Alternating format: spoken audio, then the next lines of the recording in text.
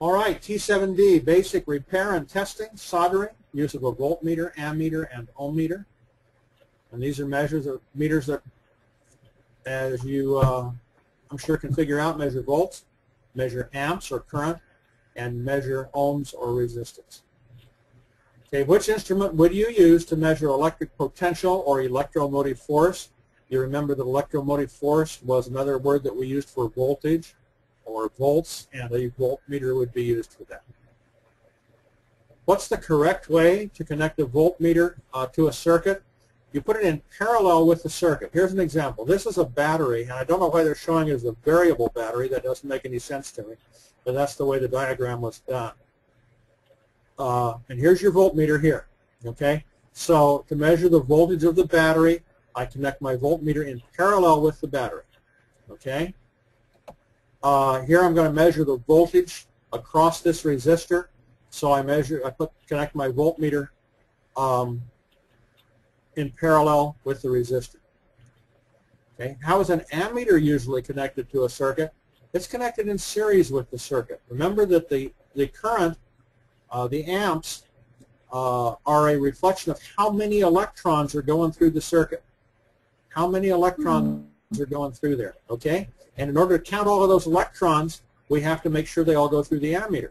So we put the ammeter in series with the circuit so that all of those electrons have to pass through it.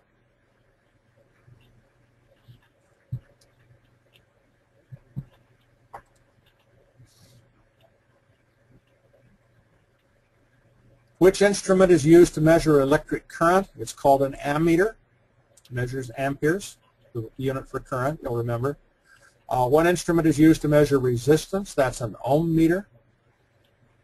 Which of the following might damage a multimeter? A multimeter is a meter which has different scales for different purposes.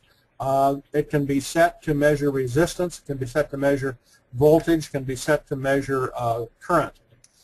And most commonly, swing down to here for just a second, voltage and resistance are the most common measurements we make with a multimeter, but some of them also can measure current. But the one most likely to damage a multimeter is attempting to measure voltage when using a resistance setting.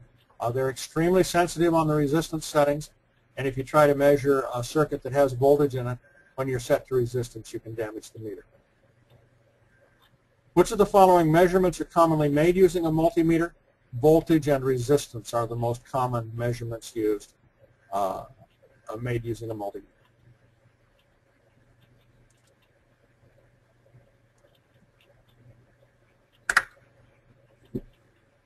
Okay, which of the following types of solder is best for radio and electronic use? The only type of solder you should ever use for radio and electronic use is a rosin core solder. Rosin core. And if you use acid core solder, plumbing solder, anything like that, you'll destroy your electrical circuit. So always use rosin core. What's the characteristic appearance of a cold solder joint, a joint that was not hot enough as it was being formed? It'll have a grainy or dull surface, and it will not be making good contact. What's probably happening when an ohm meter connected across a circuit initially indicates a low resistance and then shows an increasing resistance with time? This is an indication that the circuit contains a large capacitor. Now you remember capacitors take an electrical charge. And what happens is you hook up your ohm meter, and the capacitor is being charged by the battery in the ohm meter. So it looks like a very low resistance. It has a high current passing through out of it, which shows as a low resistance in the ohm meter. Okay? As the capacitor charges, the current then decreases, and that's reflected on the ohm meter as an increasing resistance. So if you see that happen with a circuit, a low resistance and then slowly increasing resistance, that means your ohm meter is charging a capacitor in the circuit.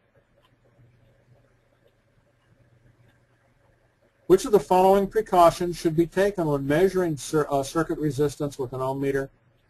Ensure that the circuit is not powered. Again, this is essentially the same question as what's the will cause damage to your ohm meter, your multimeter, and that's trying to measure voltage with it. And this would be the same thing here.